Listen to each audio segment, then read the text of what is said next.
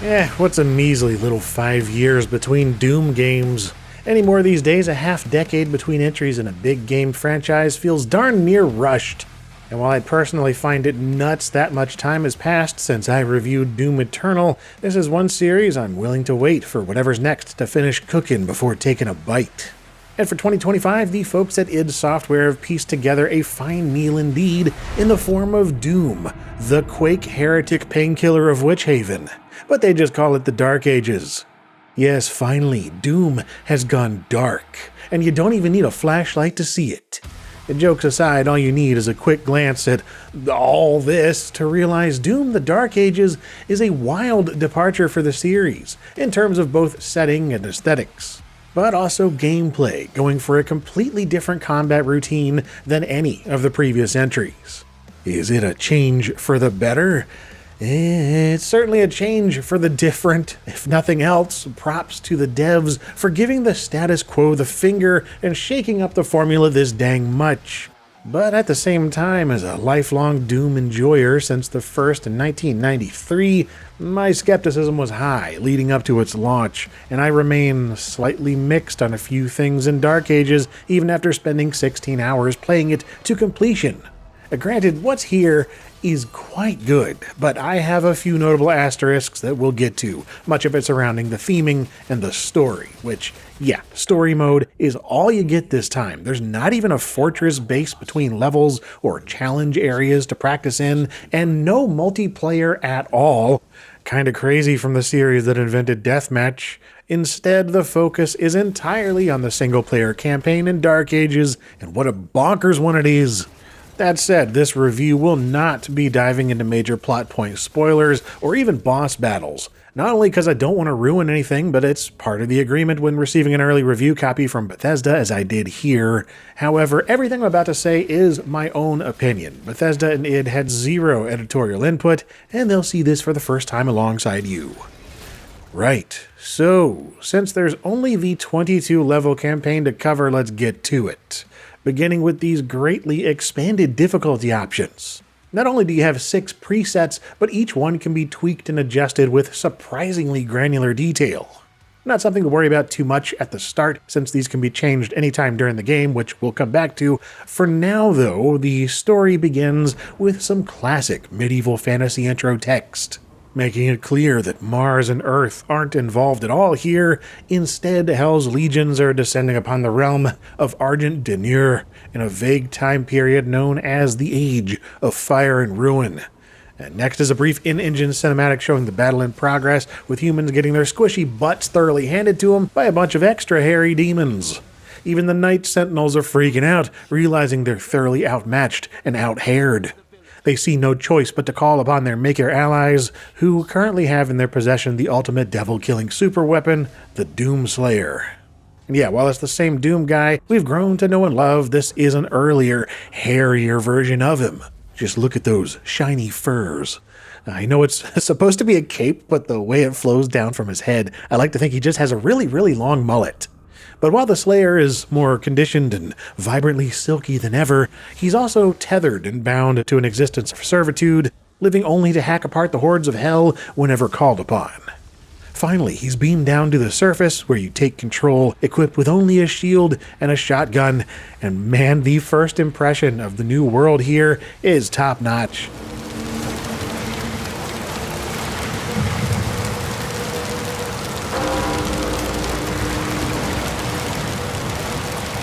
The pouring rain, the distant tolling bells, and rumbling thunder, an unsettling crackle of flames burning the remnants of this once thriving town, now left with nothing but an atmosphere of apocalyptic despair. Honestly, if it weren't for that little animated Doom guy head at the bottom, calling back to the original DOS games, you might easily mistake this for another series entirely. Then take a few steps forward, and you're greeted with a few shambling jerks begging to be blasted to bloody bits.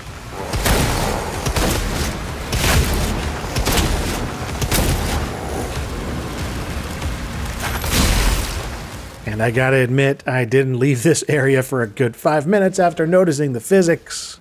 Practically everything that looks like it might break apart will. By gunfire, by shield, by running through it at full speed, an increasingly rare feature in recent years.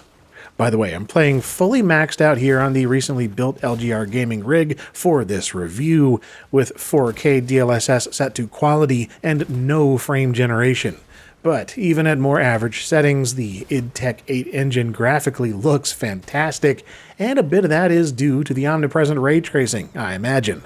Dark Ages won't even start up without an RT-capable GPU, making it the second game I've played with this requirement after the Great Circular Indiana Cojones. But enough geeking out over graphical gravy. The real meat and potatoes of the Dark Ages is its combat. And by golly, the folks at id Software have once again reinvented the wheel by replacing it with a bladed shield.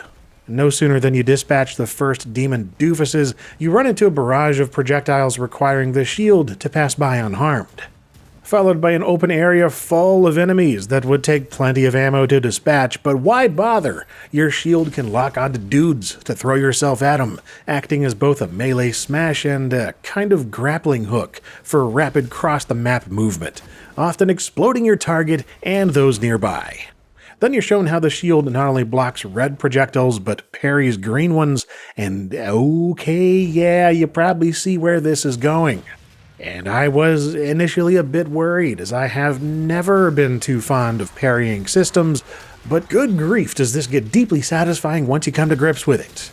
Especially once you unlock the shield's Saw Blade add-on, not only augmenting smash attacks with rotating pain, but giving it the ability to be thrown with such effectiveness and boomerang ability that I can hear Steve Rogers writing up a cease and desist as we speak.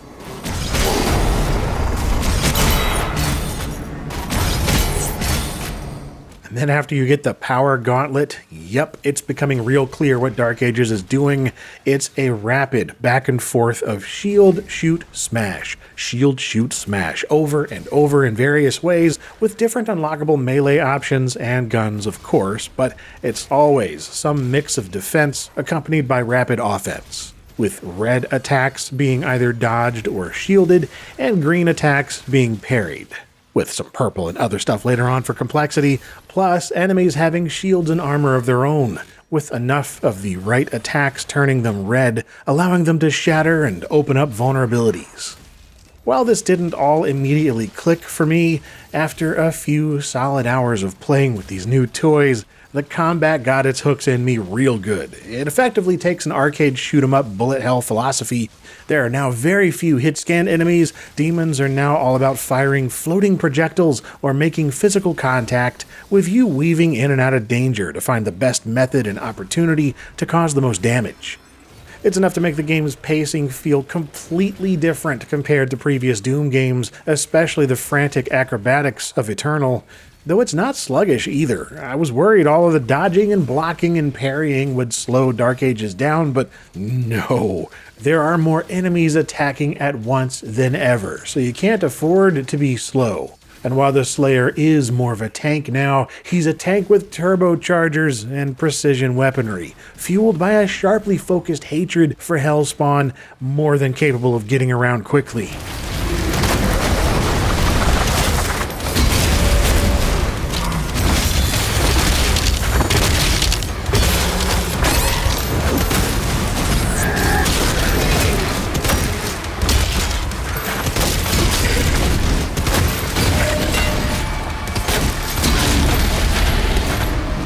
Unlike previous Dooms, Age of Darkness here feels like it really doesn't want you keeping your distance.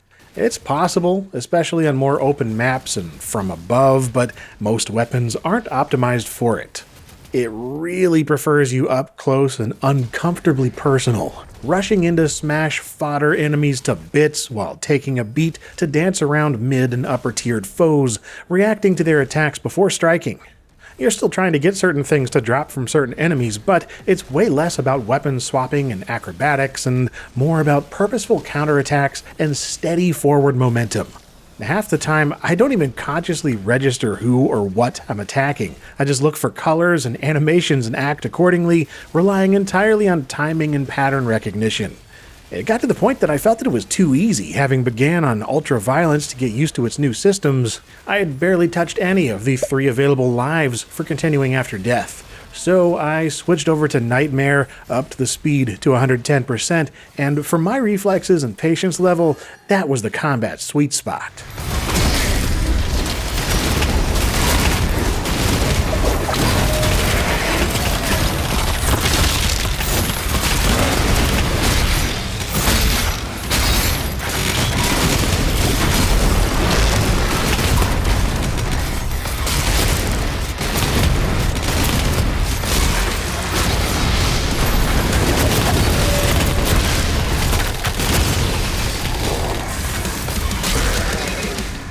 That said, there is a sizable chunk of the game that isn't combat heavy at all. In fact, the Dark Ages quite often drops you into wide open maps with very little happening beyond the occasional quick skirmish.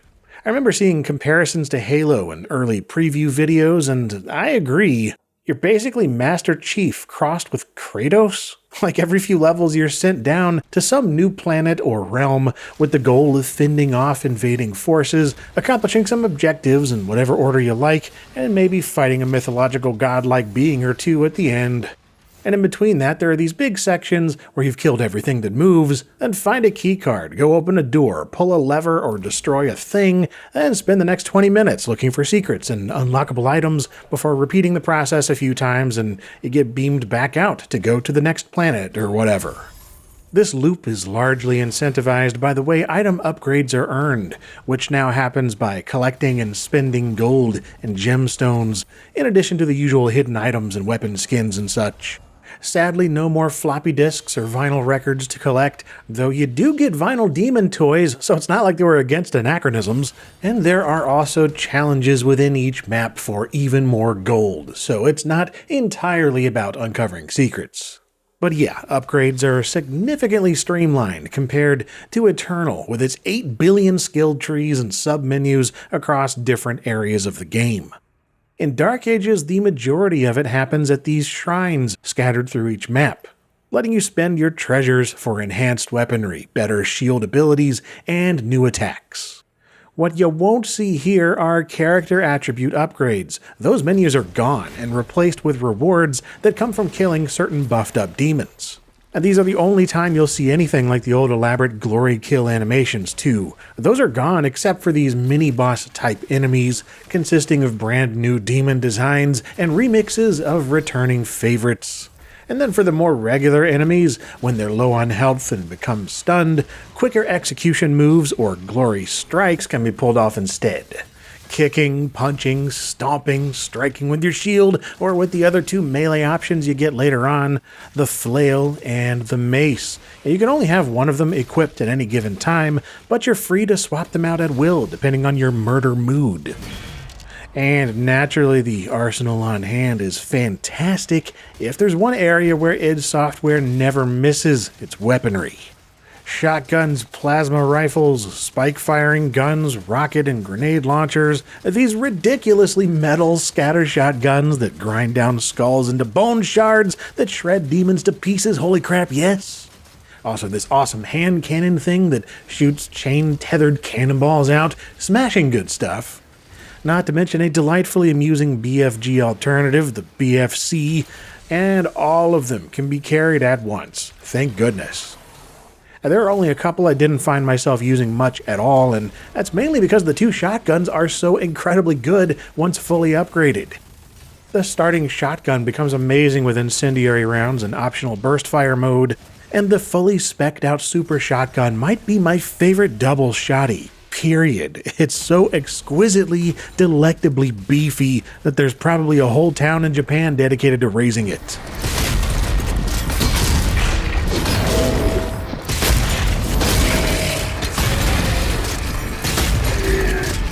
And naturally, all of this abject demon-slaying chaos deserves a fitting soundtrack, and well, it's really unfortunate what happened with the whole Mick Gordon situation after Doom Eternal's launch, but for obvious reasons, Mr. Gordon was not coming back, so they went with a production house known as Finishing Move Incorporated. And it's fine.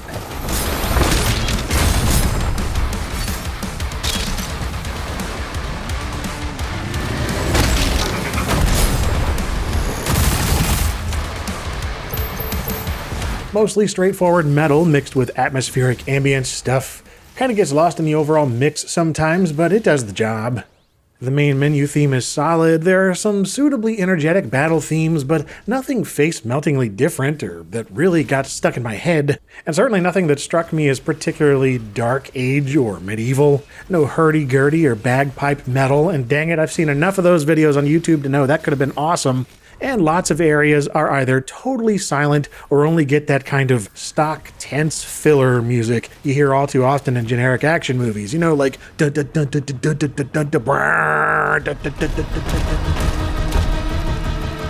attack on the barracks is a diversion. My father will need help. Enter. Mobilize the Slayer's dragon. Marking the Slayer's HUD now. Oh, that's right, you've got a dragon now. A big old cybernetic boy with glowing wings, jet boosters, and machine guns. It's only available during specific areas of certain levels a few times throughout the campaign, basically whenever there are airships and turrets that need to be taken out. Once again, it's a dodge and parry situation where you lock on, glide out of the way of normal attacks, and pay special attention to green ones. Successfully dodging green is how you arm the dragon's photon torpedoes, it seems, but only enough of them to blow up the current target.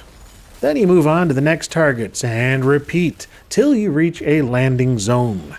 It then zooms the action back into first person and gives you another open map to clear of baddies and secrets before mounting up once again to do it all over. Then occasionally you get to chase these gold-carrying ships and just shoot them down before they get away like flying treasure goblins. And yeah, I don't hate these sections, but they're also my least favorite parts of the game.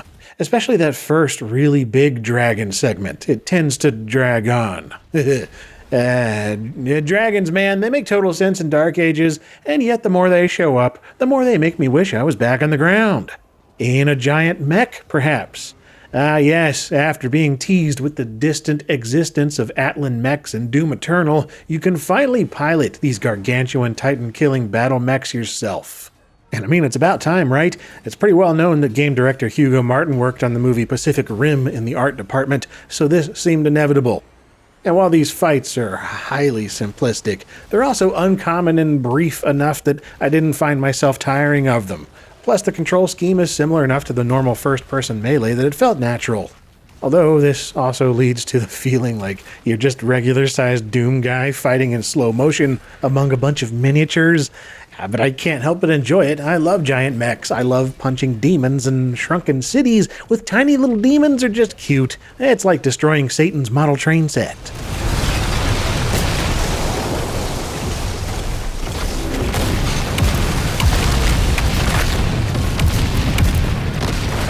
Also, despite this not taking place on or around Mars, you still get some Mars-like red planets to do battle on, as well as some fantastic fresh hellscapes, a requirement for any Doom title far as I'm concerned. Though for the most part, the Dark Ages consists of much more dull-looking and rather drab worlds and structures, like you'd expect of, well, the Dark Ages, I guess. It's fitting and all that, but I sure do miss colors sometimes, and I wish they came up with some excuses for using more varied palettes more often. Because many of the levels start to feel rather samey about midway through, which brings me to the back half of the game, taking place somewhere new for this series, the Cosmic Realm. Yes, weird eyeballs and strange holes and giant tentacled creatures floating around unnerving Cyclopean architecture. Also, it fully makes sense the cacodemons seem to call this place home. But yeah, once you finally arrive, this is where a nice bunch of the campaign unfolds, and it sure felt like a breath of fresh air compared to the rest. It also struck me more than ever just how much of this feels more like a follow-up to Quake 1 than Doom, especially when wielding that nail gun, teleporting through slip gates and trudging through Lovecraftian maps with too many apostrophes in their name. But yeah, this overtly eldritch dimension is great, being home to the most memorable, intriguing areas with the most enjoyable puzzles of the whole game. And then before I knew it, it was over. The Dark Ages campaign lasted just over 16 hours for me, having found maybe 80% of the secrets and collectibles. And overall, it was mostly trouble-free, with only a single random crash to the desktop and one level I couldn't complete without restarting due to a glitched out door that refused to open. Not bad for a game that wasn't even out yet. Though this did mean I was stuck having stupid Denuvo DRM built in, some crap I deeply hope they get rid of in a future patch. And that's my experience with Doom: The Dark Ages, a game I thoroughly enjoyed, but also can't help but feel oddly mixed about what I think of it. Like as a Doom game in particular. Evaluating it strictly on its own as an FPS, it's good stuff, one of the best shooters I've played in years. But it's just viewing it as a Doom title. I don't think I've fully embraced it as such, and yeah, I know this is a personal hang-up, but it's my review. Perhaps that'll change over time. Perhaps I'm just old and set in my ways, but my immediate thought upon playing it was like, dang, that sure was a fun sequel, reimagining of Quake 1. And that thought burrowed into my brain and won't leave. It's the theme, you know? The way it feels, the environments, the story being told, all of the grungy medieval Lovecraftian weirdness and Dark Ages, man, that is Quake, through and through. It really made me sit back and think, what makes a Doom game Doom anyway? Is it the Mars and Earth setting with the UAC and space bases and apocalyptic cities? Is it the weapon loadout with the chainsaw and the BFG and chain gun and all the classics? Is it the frantic pacing and monster closets set within dim, maze-like hallways? Because the Dark Ages has very little of any of that, plus those wild diversions like hour-long dragon sections and simplistic mech battles. It all meant that as much as I enjoyed seeing something different, it also, to me, felt the least Doom-like of any Doom to date in terms of familiarity. But how much does that even matter? Would I really be happier if it was a new Quake or Hexen or Painkiller or whatever? Maybe. What I know for sure is I liked it as kind of an alternate dimension take on this new Doom lore, despite it not at all being what I would have chosen. It's like getting one of those chef's choice sushi meals. Your favorite types of fish aren't there at all, the rolls are fried instead of raw or whatever, yet it's still really tasty and filling, so you're glad you tried something different. But you're also kinda left with an unfulfilled craving for your favorites. Yeah, it's not a perfect analogy, but it's how I feel about Dark Age Doom. I still really enjoyed it, especially the second half, and again, I gotta commend the folks at id for making the ballsy decision to create something so different. They could have made Doom even more eternal in just a couple of years, and I think fans probably would have been stoked. Instead, they chose violence. Risky, parry-focused, melee-heavy violence with giant mechs fighting cosmic elder gods. Pretty sweet for what it is. I just hope we don't have to wait another half-decade for a return to the moons of Mars.